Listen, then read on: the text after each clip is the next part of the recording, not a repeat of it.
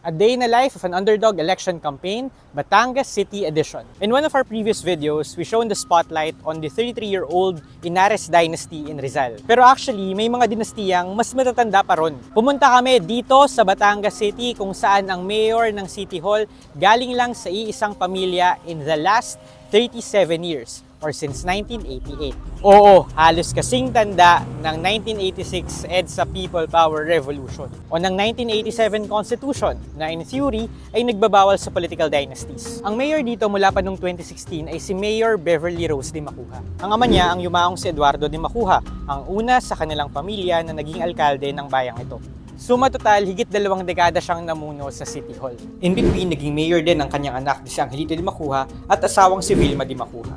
For the 2025 elections, ang ine-endorso ni Mayor Beverly ay si Congressman Marvy Marino. Wow, ibang apelido naman. Well, asawa yan ni Mayor Beverly. Magpapalitan lang sila ng pwesto kasi parehas silang term limited. Hindi naman nabago yung estratehiyang yan.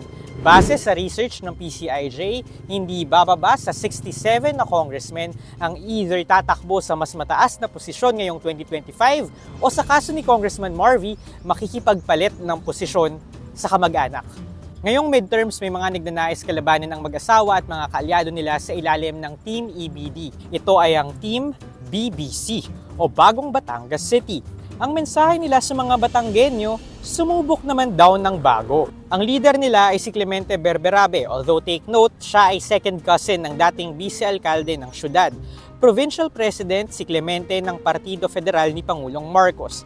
Nangangako siya ng legacy program sa halip na short-term relief, gaya ng pagpapatayo ng pampublikong ospital na walang cashier at libre ang lahat ng serbisyo. Kung may sarili tayong public hospital, at least madedecongest natin yung regional hospital na yon, and then itong public hospital natin, palakasin natin, paramihin natin ang bed capacity to cater yung mga kababayan ko na talagang nahihirapan. Kasama rin sa Team BBC si Carlito Bisa na kinatawan ng Makabayan.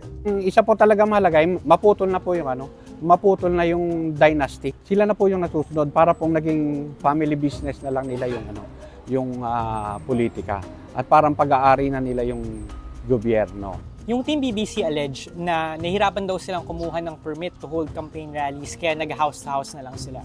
Sa pagsama ko sa kanila, I got a front row seat to campaigns that have fewer resources compared to the well-oiled machineries of the dynasty that they hope to unseat. Uphill battle din sa kanila ang manligaw ng mga botante, given that deeply ingrained na sa DNA ng city politics ang mga Di Macuja. Suportado rin sila ng grupo ni Vilma Santos Recto.